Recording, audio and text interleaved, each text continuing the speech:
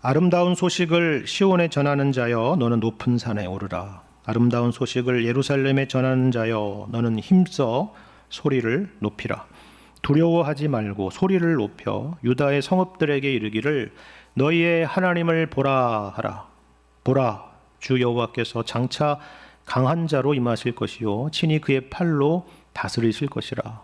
보라, 상급이 그에게 있고 보응이 그의 앞에 있으며 그는 목자같이 양떼를 먹이시며 어린 양을 그 팔로 모아 품에 안으시며 젖먹이는 암컷들을 온순히 인도하시리로다. 누가 손바닥으로 바닷물을 헤아렸으며 뼘으로 하늘을 쟀으며 땅의 티끌을 되에 담아 보았으며 접시 저울로 산들을 막대 저울로 언덕들을 다 달아 보았으랴. 누가 여호와의 영을 지도하였으며 그의 모사가 되어 그를 가르쳤으랴. 그가 누구와 더불어 의논하셨으며 누가 그를 교훈하였으며 그에게 정의의 길로 가르쳤으며 지식을 가르쳤으며 통달의 도를 보여주었느냐. 보라, 그에게는 열방이 통의 한 방울 물과 같고 저울의 작은 티끌 같으며 섬들은 떠오르는 먼지 같으리니 레바논은 땔감에도 부족하겠고 그 짐승들은 번제에도 부족할 것이라. 그의 앞에는 모든 열방이 아무것도 아니라 그는 그들을 없는 것 같이 빈 것 같이 여기시느니라. 그런즉 너희가 하나님을 누구와 같다 하겠으며 무슨 형상을 그에게 비기겠느냐. 우상은 장인이 부어 만들었고 장색이 금으로 입혔고 또 은사슬을 만든 것이니라. 궁핍한 자는 거제를 드릴 때에 썩지 아니하는 나무를 택하고 지혜로운 장인을 구하여 우상을 만들어 흔들리지 아니하도록 세우느니라. 너희가 알지 못하였느냐. 너희가 듣지 못하였느냐. 태초부터 너희에게 전하지 아니하였느냐. 땅의 기초가 창조될 때부터 너희가 깨닫지 못하였느냐. 그는 땅 위 궁창에 앉으시나니 땅에 사는 사람들은 메뚜기 같으니라. 그가 하늘을 차일같이 펴셨으며 거주할 천막같이 치셨고 귀인들을 폐하시며 세상의 사사들을 헛되게 하시나니 그들은 겨우 심기고 겨우 뿌려졌으며 그 줄기가 겨우 땅에 뿌리를 박자 곧 하나님이 입김을 부시니 그들은 말라 회오리 바람에 불려가는 촉에 같도다. 거룩하신 이가 이르시되 그런즉 너희가 나를 누구에게 비교하여 나를 그와 동등하게 하겠느냐 하시니라. 너희는 눈을 높이 들어 누가 이 모든 것을 창조하였나 보라. 주께서는 수효대로 만상을 이끌어내시고 그들의 모든 이름을 부르시나니 그의 권세가 크고 그의 능력이 강함으로 하나도 빠짐이 없느니라. 아멘. 오늘 본문 말씀은 하나님의 전능하심, 위대하심에 대한 연속된 강조의 말씀입니다. 특별히 하나님의 창조와 지혜에 대해서 그리고 하나님의 역사의 주관자 되심에 대해서 말씀하고 있죠. 이런 내용입니다. 먼저 12절을 다시 보시면 누가 손바닥으로 바닷물을 헤아렸으며 뼘으로 하늘을 쟀느냐 이렇게 묻죠. 그리고 누가 땅의 티끌을 되에 담아 보았고 접시 저울로 산들을 막대 저울로 언덕들을 달아보았느냐라고 묻습니다. 하나님에게는 우리가 보는 이 광대한 세상도 그저 손으로 잴 수 있을 만큼 작다 그 말입니다. 아마 여러분도 당연히 경험이 있으셨을 텐데요. 어렸을 적에 바닷가 해변에서 물놀이를 할 때 발이 닿을 때까지만 깊이 들어가 본 적이 있을 것입니다. 그때 어느 순간 바닥에 발이 닿지 않을 때 뭔가 묘한 기분이 들기도 하고 또 두려움 같은 것도 있지 않았습니까? 그래봤자 2m도 안 되는 사람 높이일 뿐이잖아요. 그렇죠? 하지만 하나님은 손바닥으로 이 지구의 모든 바닷물을 헤아리시는 분이시다 하는 겁니다. 근데 그런 거 말고 특별히 여기 등장하는 이 표현들을 한번 보십시오. 헤아린다, 잰다, 되에 담아본다, 저울로 달아본다. 자, 이런 표현들은 다 어떤 의미일까요? 우리가 보통 뭔가를 만들 때 쓰는 표현들 아닙니까? 재료가 얼마가 들어가고 크기는 어느 정도고 또 무게는 어느 정도인지 이런 것들을 확인하게 되죠. 그렇죠? 예를 들어서 뭔가 새로운 요리를 만들어야 되겠다라고 할 때 우리가 요리책 같은 것을 참조하는데 거기 보면 그런 내용들이 있잖아요. 어떤 재료들이 필요하고 어느 정도 필요하고 또 어느 정도의 크기로 썰어야 되고 또 뭐 설탕은 얼마, 소금은 몇 그램 이렇게 넣어야 되는지 이런 설명들이 있지 않습니까? 근데 하나님에게는 이 세상 천지 만물이 그렇다는 겁니다. 우리에게는 광대하게 보이는 이 세상을 만드시는데 하나님에게 필요한 것은 그저 손바닥과 손뼘으로 잴 만큼이고 되에 담고 접시 저울에 달아볼 만큼 정도라는 거죠. 하나님에게는 이 온 세상이 얼마나 작은 것이냐 그 말입니다. 그런데 동시에 이 말씀은요 또 다른 차원의 의미가 있겠죠. 이 세상을 창조하시는데 하나님께서 헤아려 보시고 재어 보시고 달아 보셨다는 게 무슨 말이겠어요? 다시 요리 얘기를 안 할 수가 없는데요. 그렇게 작은 뭐 티스푼 같은 거랄지 뭐 g을 조그맣게 잴 수 있는 그런 계량기랄지 이런 것들을 하나하나 이렇게 측량해 보는 이유가 무엇입니까? 그것은 최고의 음식 그리고 최고의 작품을 만들기 위해서 그렇게 하는 것이죠. 맛은 아주 작은 것 하나, 디테일 하나하나에 달려있기 때문에 그렇습니다. 마찬가지라는 것입니다. 하나님께서 이 세상을 만드실 때 그냥 뭐 아무렇게나 만드신 것이 아니라 이처럼 하나하나 세심하게 계획성을 가지고 머리를 써서 만드셨다 그런 의미입니다. 이걸 다른 말로 뭐라고 하느냐면요 지혜라고 하는 것입니다. 하나님이 지혜로 세상을 창조하셨다라는 거죠. 그래서 이어지는 말씀이 뭐예요? 그럼 13절 보십시오. 누가 여호와의 영을 지도하였으며 그의 모사가 되어 그를 가르쳤으랴. 그가 누구와 더불어 의논하셨으며 누가 그를 교훈하였으며 그에게 정의의 길로 가르쳤으며 지식을 가르쳤으며 통달의 도를 보여주었느냐 하는 겁니다. 하나님의 지혜에 대한 말씀이죠. 우리가 보통 자연을 보면은 이 조물주 하나님의 지혜를 볼 수 있지 않습니까? 야, 이 세상이 뭐 그냥 만들어진 게 아니구나. 우주에도 물리적인 법칙이 있고 원리가 있고 또 자연에도 법칙이 있고 인간 한 사람 한 사람을 잘 살펴봐도 정말 놀라운 오묘함이 있구나. 그렇게 우리는 느끼게 되는 겁니다. 시편 139편에서 다윗이 나를 지으심이 심히 기묘하십니다 라고 고백한 고백처럼 그러한 지혜가 이 세상 만물 가운데 우리 인간 가운데 담겨 있다는 것입니다. 혹자는 이것을 유식한 말로 지적 설계다 이렇게 부르기도 하죠. 지성을 가진 그 누군가가 이것을 만들었다라고 하지 않고서는 절대로 이해될 수 없는 세상이다 그런 말입니다. 우리에게 수학과 과학이라는 학문이 성립될 수 있는 이유, 그것을 기반으로 세워진 문명과 발전, 이 모든 것들이 그것을 말해주는 것입니다. 그래서 여러분 당시 고대 근동 신화들을 보면요, 그 창조 신화 같은 것을 보면 이 창조라고 하는 것이 어느 한 명의 신이 할 수 있는 일이 아니다라는 내용이 담겨 있어요. 예를 들어서 이 바벨론의 최고의 신이었던 마르둑은 이 세상을 창조할 때 마르둑 혼자 지을 수가 없었고 여러 신들의 아이디어를 모았다라고 그렇게 기록하고 있습니다. 그러니까 이러한 창조는 도무지 신이라고 할지라도 혼자 할 수 없는 일이다라는 것을 보여주고 있는 그런 반증입니다. 아시겠죠? 그만큼 엄청난 지혜가 필요한 일이라는 것을 알았다는 겁니다. 그런데 오늘 본문 말씀은 분명히 우리에게 말씀하지 않습니까? 누가 여호와의 영을 지도하였으며 누가 그의 모사가 되어서 그를 가르쳤는가?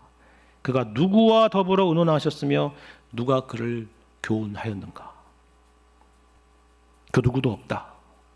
오직 하나님만이 홀로 이 세상을 창조하시고 오직 하나님의 지혜로 창조된 것이다. 그렇게 말씀하는 것입니다. 하지만 사람들은 이러한 창조주 하나님을 생각하지 못합니다. 하나님은 초월적인 존재이지만 우리 인간은 이 자연에 매여 있는 존재이기 때문이기도 하고 또 동시에 죄로 인해서 우리가 하나님을 잘 알지 못하기 때문입니다. 그래서 신이라고 하는 그 개념도 우리의 이성의 틀에 갇혀 있습니다. 자연의 틀에 갇혀 있죠. 이것이 고작 우리가 생각하고 있는 신에 대한 개념이라는 겁니다. 어디에요? 여러분 18절 이하에 나와 있는 설명이 바로 그것입니다.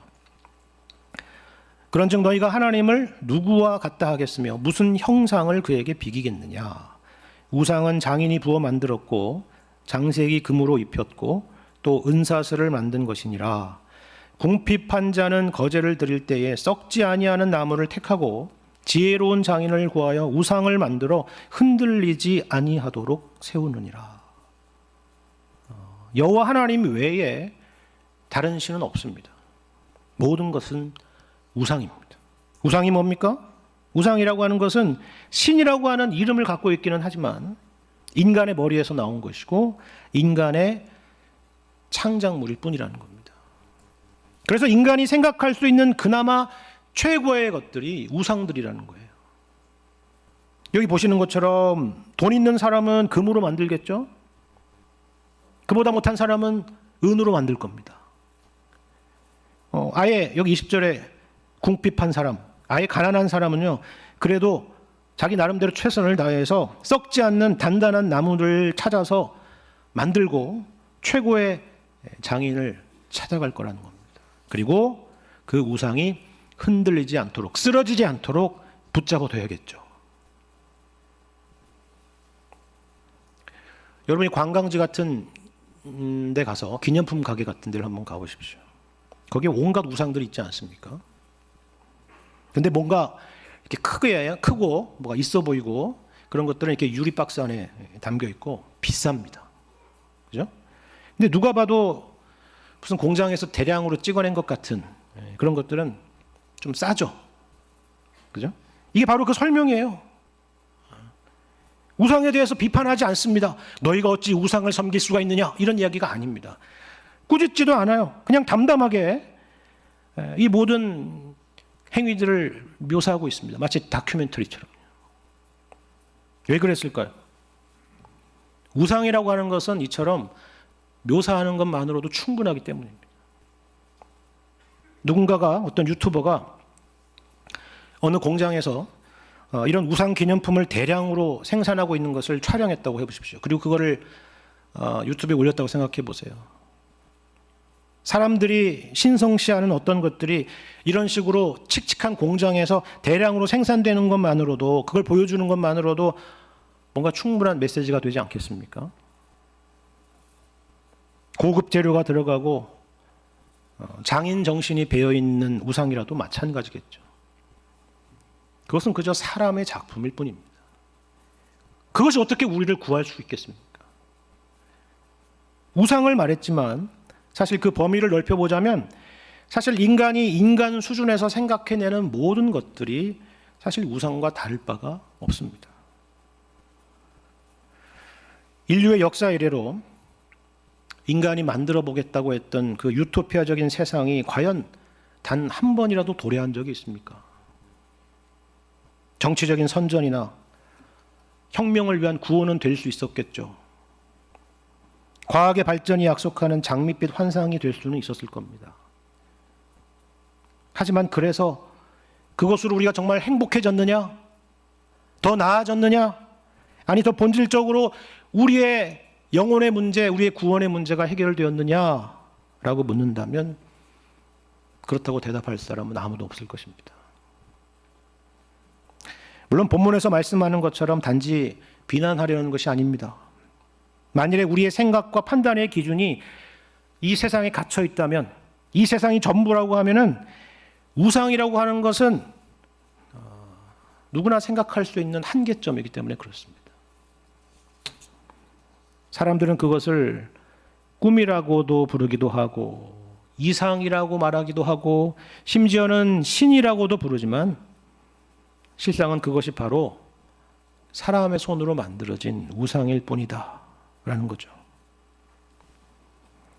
하지만 만일에 하나님께서 현실에 갇혀있는 무지한 우리를 깨우치시기 위해서 하늘을 여시고 우리에게 무엇이 참다운 진리인지를 말씀해 주시고 또 깨우쳐 주신다면 어떨까요? 이어지는 말씀이 바로 그것입니다. 여러분 21절 말씀을 보시기 바랍니다. 너희가 알지 못하였느냐? 너희가 듣지 못하였느냐? 태초부터 너희에게 전하지 아니하였느냐? 땅의 기초가 창조될 때부터 너희가 깨닫지 못하였느냐? 이렇게 말씀해요. 무슨 말이에요? 여기에 여러 질문들이 있지만, 아니 우리가 어떻게 태초를 알고 우리가 땅의 기초가 창조될 때를 어떻게 알아요 도대체? 그렇잖아요. 근데 왜 이렇게 말씀하실까요? 말씀 그대로 너희들은 안다는 것입니다. 그때를 안다는 거죠. 어떻게 합니까? 창세기 1장 말씀을 보십시오. 하나님께서 우리에게 그렇게 말씀해 주셨기 때문입니다. 하나님 우리에게 계시해 주셨기 때문이죠. 이 세상은 내가 창조했다. 나는 창조주 하나님이다. 이 세상에 그 어떤 것도 그냥 되어진 것이 없으며 그 어느 것도 나의 통치 밖에 있는 것은 없다. 그런 말씀입니다.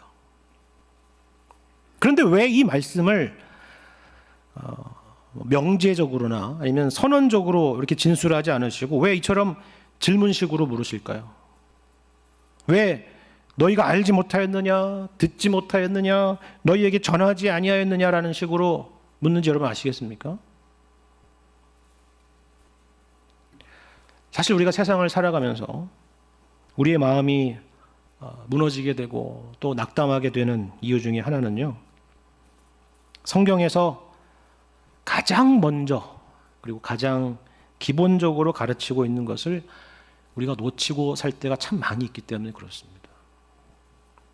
아주 쉽고 단순하게 말하자면 우리는 성경의 가장 첫 번째 페이지와 첫 번째 문장인 창세기 1장 1절의 말씀을 기억하고 마음에 잘 새기지 않기 때문에 그렇습니다.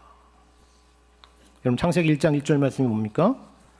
태초에 하나님이 천지를 창조하시니라 라는 말씀이죠. 하나님이 만물의 주인이시고 역사의 주관자가 되신다라는 말씀입니다. 로마서의 표현대로 하자면 만물이 주에게서 나오고 주로 말미암고 주에게로 돌아감이라 하신 말씀과 같습니다. 그 말씀을 기억하라는 것이죠.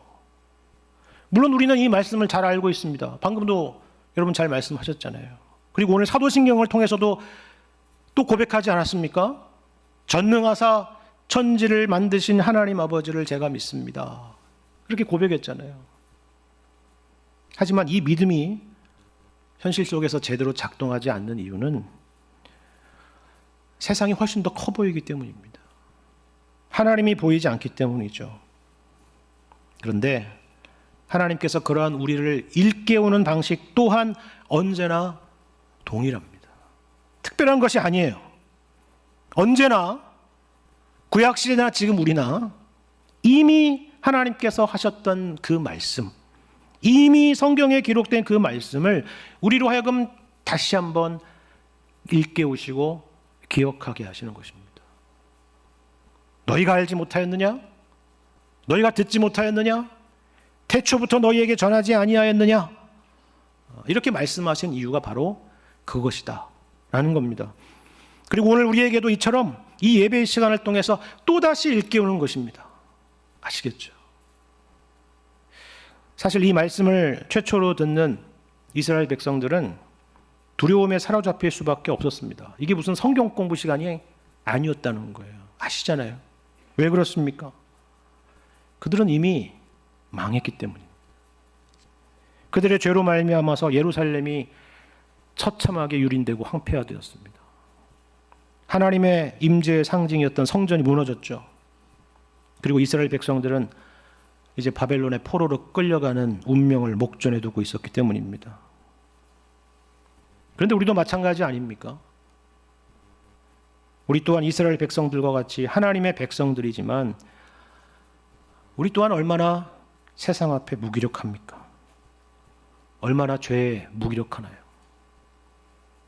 우리는 참으로 죄의 노예이자 사망의 노예인 것입니다. 하지만 여러분 22절 이하의 말씀을 보십시오. 이렇게 말씀하지 않습니까? 그는 땅 위 궁창에 앉으시나니 땅에 사는 사람들은 메뚜기 같으니라. 그가 하늘을 차일같이 펴셨으며 거주할 천막같이 치셨고 귀인들을 패하시며 세상의 사사들을 헛되게 하시나니 그들은 겨우 심겨지고 겨우 뿌려졌으며 그 줄기가 겨우 땅에 뿌리를 박자 곧 하나님이 입김을 부시니 그들은 말라 회오리 바람에 불려가는 촉에 같도다 라고 말씀합니다. 하나님이 누구시라고 말씀합니까? 여기 22절에 보는 것처럼 하나님은 땅에 계시는 분이 아니고 어떻게 해요? 땅 위에 궁창에 앉으신 분이라는 것입니다.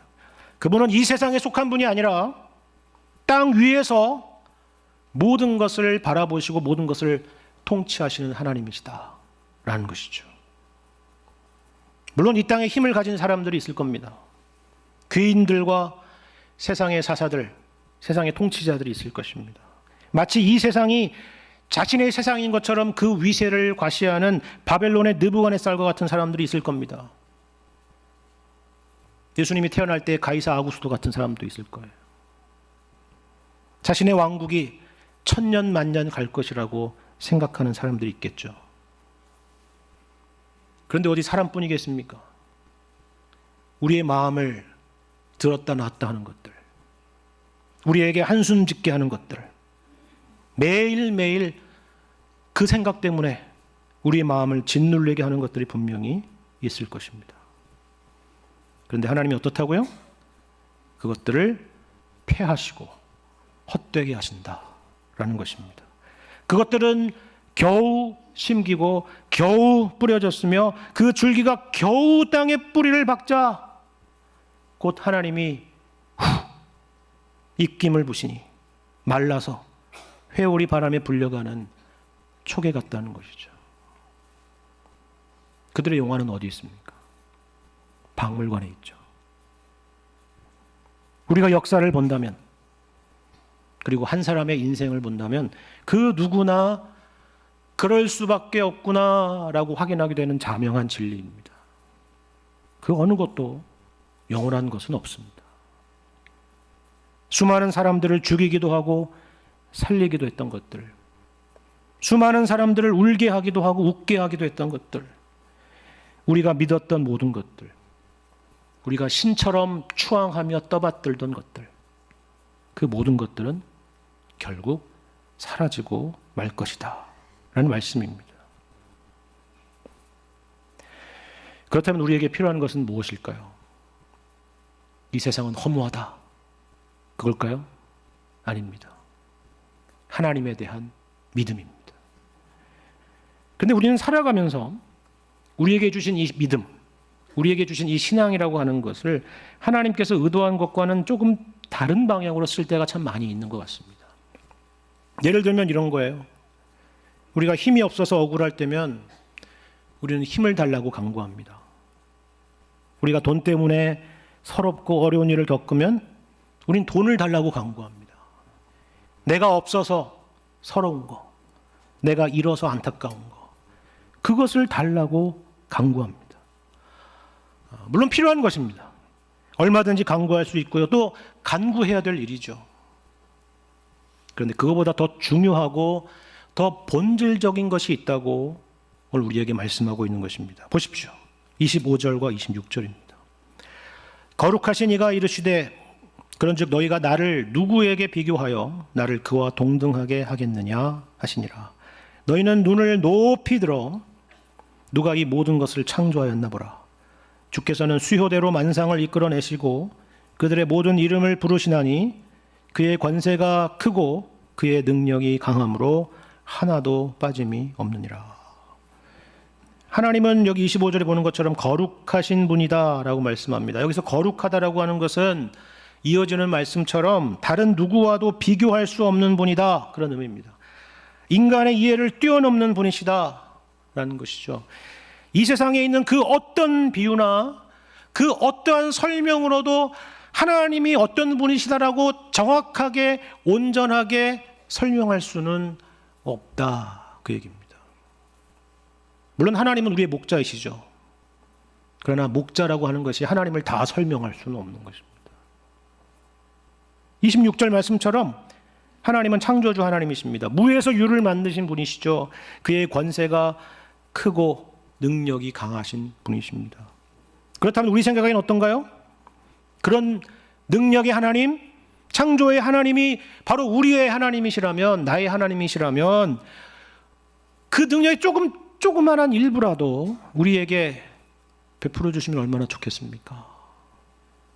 그래서 내 원통함을 좀 풀어주시고, 내 답답함을 풀어주시고, 내 원수들의 코를 납작하게 해주면 얼마나 좋겠습니까? 그런 마음이 우리에겐 있죠. 우리의 기도를 정직하게 돌아보면요, 사실 우리가 드리는 많은 기도들이 거기에 있을 때가 참 많이 있습니다. 근데 여러분, 여기 26절을 잘 보십시오. 하나님의 능력이 어디에 나타났다고 말씀합니까? 우리가 생각하는 그런 힘일까요? 아니라는 것입니다. 우리 성경 번역에는 조금 이 구절이 이해하기 어렵게 좀 번역되어 있지만, 쉽게 말하자면 이런 의미입니다. 하나님은 우주의 모든 별들을 창조하시고 그 별 하나하나의 이름을 부르신다라는 겁니다. 그리고 그의 권세가 크고 그의 능력이 강하기에 하나도 빠짐이 없다라는 거죠. 이게 바로 하나님의 능력이라는 것입니다. 이게 무슨 의미인지 아시겠어요? 여러분, 학교 담임 선생님의 능력이 뭔지 아십니까?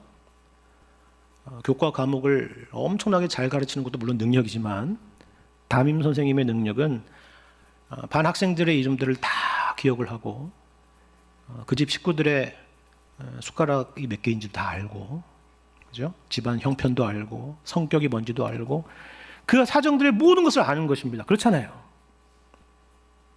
부모님의 능력이 뭡니까? 물론 재력도 능력이겠죠. 그런데 그것만이 아니라 자식들의 눈빛만 봐도 무슨 걱정이 있는지를 알고 무슨 필요가 있는지를 아는 것입니다. 그렇다면 하나님의 능력이 뭘까요? 물론 하나님은 우주를 창조하신 하나님이십니다. 죽은 자를 살리시고 없는 것을 있는 것 같이 부르시는 분이십니다. 무엇이든 능치 못할 일이 없으신 분이십니다. 그런데 여기 26절에서 하나님께서 너희가 좀 알았으면 한다라고 우리에게 말씀하시는 그 하나님의 능력은 별 하나하나의 이름을 빠짐없이 부르시는 것이다, 이렇게 말씀하는 거예요. 여러분, 우주의 별이 몇 개인지 아십니까? 아는 분 있으면 좀 가르쳐 주십시오. 모릅니다. 나사에 근무하는 천재 과학자라도 그건 모릅니다. 근데 한 가지 분명한 것은 이걸 합니다. 뭐냐면, 과학자들은 지금 현재 우주에서 관측이 가능한 별의 숫자만 계산한다 할지라도 지구상에 있는 모든 해변의 모래알을 다 합친 것보다 많다는 겁니다. 엄청나죠? 근데 우리는 그 숫자가 몇 개인지조차도 셀 수 없지만, 하나님은 숫자가 몇 개인지를 넘어서 뭐라고요? 각각의 이름을 부르신다라는 것입니다. 이게 어떤 의미인지 여러분 아시겠어요? 하물며 너희일까 보냐, 믿음이 적은 자들아. 예수님께서 말씀하신 바로 그걸 말씀하는 것입니다.